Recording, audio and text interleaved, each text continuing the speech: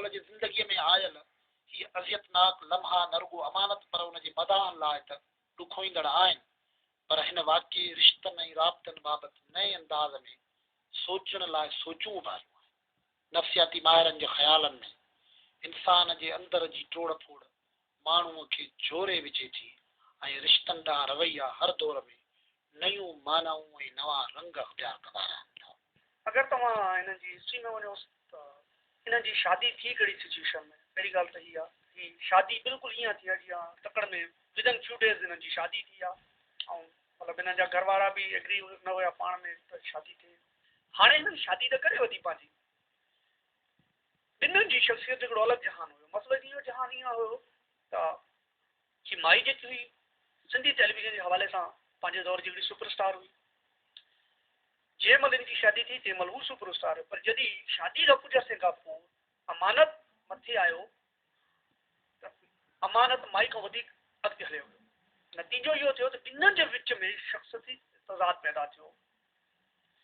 माई जो नुक़्ता निगाह इहो हुयो त हीअ मुंहिंजी प्रॉपर्टी आहे, मर्द जो ई ख़्यालु हुयो त हीअ मुंहिंजी प्रॉपर्टी आहे। ॿिन्हिनि जे विच में नज़रियाती इख़्तिलाफ़ जेका आहिनि उहो सॼे हिन इंसिडेंट जो कॉज़ थिया। अगरि तव्हां ॾिसो माई इहो चाहे पई लाशोरी तौर ते त अमानत जेको आहे मुंहिंजे हवाले सां सुञातो वञे ऐं अमानत इहो चाहे पियो त माई मुंहिंजे हवाले सां सुञाती वञे, छो त हींअर अमानत मथे हले वियो टेलीविज़न जे हिसाब सां। नतीजो इहो थियो त माई खे डिप्रेशन, फ्रस्ट्रेशन ऐं कंहिं हद ताईं नफ़सियाती मसइला पैदा थियणु शुरू थिया। ऐं उन जी वजह उन जे करे जॾहिं माई महसूसु कयो त मां डिग्रेड पई थियां त हुन माण्हू ते हमिलो कयो। अच्छा, अगरि तव्हां हिन ॻाल्हि खे अञा वधीक खणी वञो त तव्हां थी सघंदो त हैरान थींदो त इहो हिकिड़ो ॿियो कॉन्फ्लिक्ट बि आहे। जॾहिं असांखे फ्रस्ट्रेशन मायूसी डेवलप थींदी आहे त असां वटि ॿ ऑप्शन हूंदा आहिनि, या हमिलो कयूं या सरेंडर कयूं, यानी कोई ते शिकस्त कयूं। हमिलो उहो कंदो आहे जंहिं वटि पावर हूंदो आहे ऐं सरेंडर उहो कंदो आहे जंहिं वटि पावर न हूंदा आहिनि। असांजे कल्चर में इहो थींदो आहे त मायूं मुचड़ा खाई, मायूं दड़का खाई ऐं चुप करे रोई वेही रहंदियूं आहिनि। पर ईअं बि थींदो आहे जॾहिं माई पावरफुल हूंदी आहे या मर्द पावरफुल हूंदो आहे, जेको बि हिननि मां पावरफुल हूंदो आहे उहो अटैक बि कंदो आहे। उहो अटैक कंहिं बि सेंस में करे सघंदो, फिज़िकली बि, इकोनॉमिकली बि ऐं साइकोलॉजिकली बि। हिन महिल माई महसूसु कयो त मां वधीक पावर में आहियां ऐं माई इन करे अटैक कयो। ऐं बेसिकली इहो सॼो जो सॼो जेको ही थियो आहे इहो बेसिकली साइकोलॉजी ऑफ फ्रस्ट्रेशन आहे।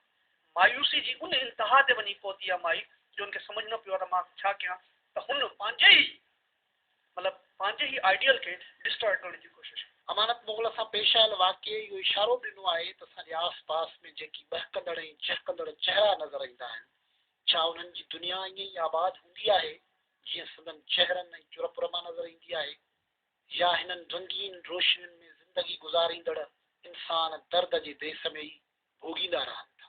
रिश्तनि जे ऋण में जॾहिं इंसान रुली वञे थो त माण्हूअ जे अंदर जे अहसासनि जी तर्जुमानी सिर्फ़ शाइरी करे सघे थी।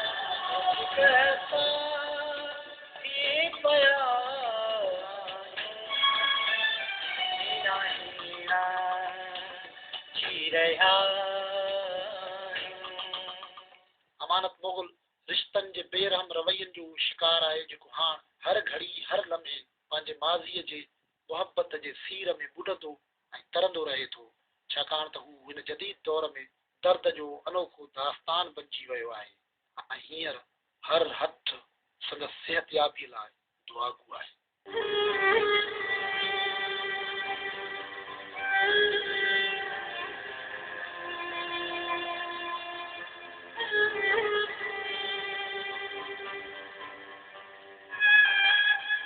जो कुछ भी थियो आहे मां का एफआईआर भी उठे कुछ भी दाख़िल न कराई है।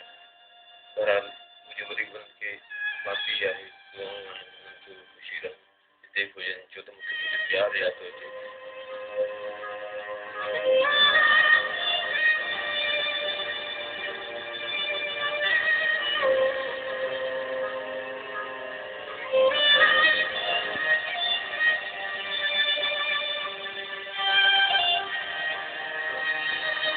मुझे ऐसा है अल्लाह सुन की बारगाह में मुझे अर्ज़ आहे इहो तव्हां ॾिसंदड़नि खे जिन खे टीवीअ ते ॾिठो ऐं जिन खे ॾिसनि था उन्हनि खे इहो अर्ज़ु आहे त मुंहिंजे लाइ ख़ुदा अला रसूल ऐं पखन पाक जी बारगाह में मुंहिंजे लाइ दुआ कयो त जीअं मां सिहतयाब थी वञा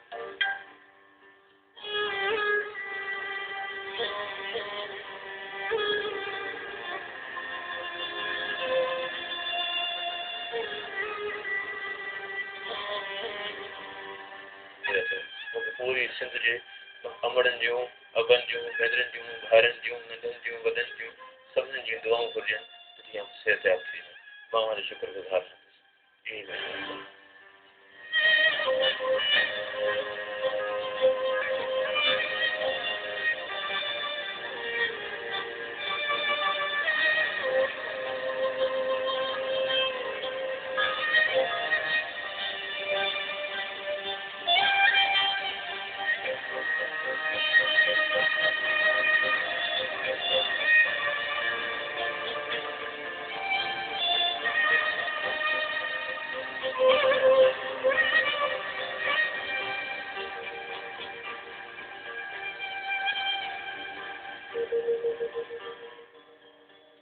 हा एतिराफ़ मूं कयो